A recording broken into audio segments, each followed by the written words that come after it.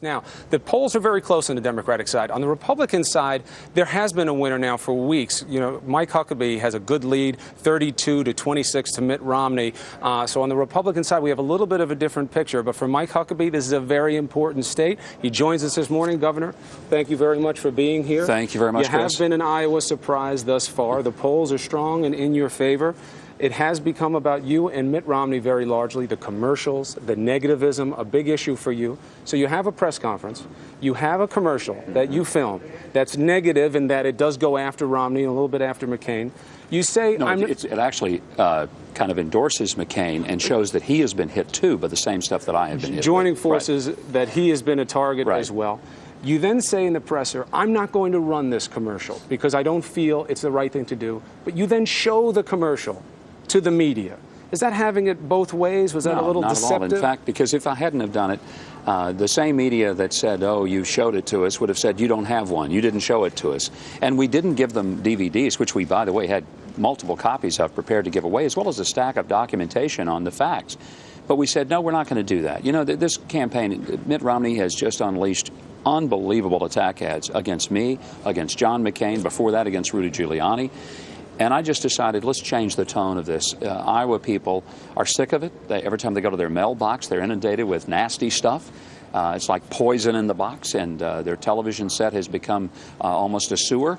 And so we just decided we'd change the debate and let the voters decide. If you could do it again, though, would you have showed that commercial to the media knowing that it would run on cable for 24 hours? Well, it is free. That's good from a financial aspect, but it got out there. You knew people were going to see it. I don't know how it got out there, and even the only network that said they had a copy said they didn't get it from us. They may have gotten it from one of the television stations who had it in the traffic. I might have done it differently, but here's the real issue. The issue is not did they get to see it in the press conference. The issue is we pulled ours. We didn't run a negative campaign. Mitt Romney did.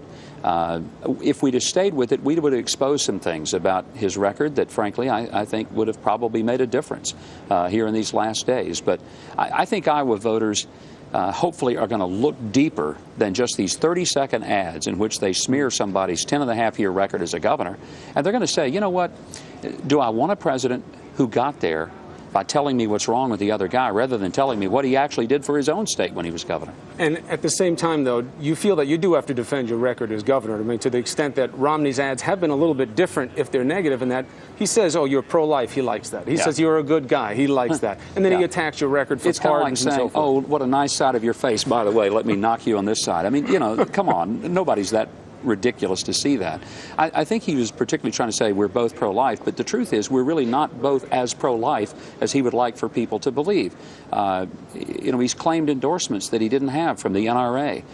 His health plan has a $50 copay for abortion. He signed it.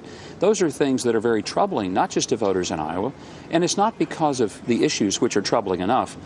It's the fact that there's been a duplicity between what has been said and what actually was done in the record. And you believe that going out there and staying positive is what you want to do, but you're not using that as a cover to not discuss whatever flaws there were in your record as governor. Well, because that's the criticism on the other side. You know what? I'm very proud of my record. Look at 94 tax cuts in a state that had never had one of the 160 years of a broad base. Look at the fact that we had pro-life legislation, staunch Second Amendment supporter. You know, I've got a record I'm proud of. We left our state with better education, better roads, better health care, nationally recognized health care initiatives. That's the kind of things people are interested in for their next president. Foreign policy has been something you haven't been exposed to much. People will criticize you about your weakness in that area. Let me ask you something. Okay. Something you said about the Iraq War, very interesting. You've said that, yes, Bush had a bunker mentality, but something else. You say we need to discuss the theology at play here. Do you believe that terrorism in general, or what's going on in Iraq, is a function of a religious war? Do you think that's what this is, about religion? If people go back to the writings of Said Qutb, executed in 1966 in Egypt, they see really where the major influence of people like Osama bin Laden come from. This is, in fact, a holy war on the part of the jihadists. This does not represent all of the Islamic faith. It represents a radical portion of it, and that's why it's so dangerous, because there's no mollifying of the radical jihadist. But you don't see it as Muslim versus Christian. No, this not is at all. about extremism. Extremism. You know, there are people extremes in virtually every religion, and they're dangerous when they take the faith faith and pervert it, which is what's happened to the jihadists. They've taken the Muslim faith, perverted it, and now they're distorting it and using it as the basis for violence, murder, and the cowardly acts of terrorism. It's just a source of concern, especially when you're identified as a man of faith, that issue is clearly delineated in the war. But let me ask you something else. The caucus is coming up. All the candidates are here. Edwards is having his pancake breakfast at 5 o'clock in the morning. You're going to do Jay Leno. Does that show confidence / overconfidence that you're not going to stay here in Iowa and work these voters here? Oh, absolutely not. I mean, I've been up since 4 this morning. I'm going to be campaigning till about, early afternoon. I fly to California. I'm back here tonight.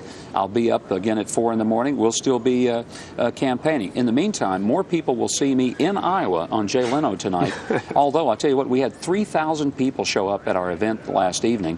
I'll put my numbers of people coming out of anybody's out there. All right. Governor Mike Huckabee, Thank good you, luck Chris. to you. Good luck on Jay Leno. I hope you have some good one-liners. Me too. I need them.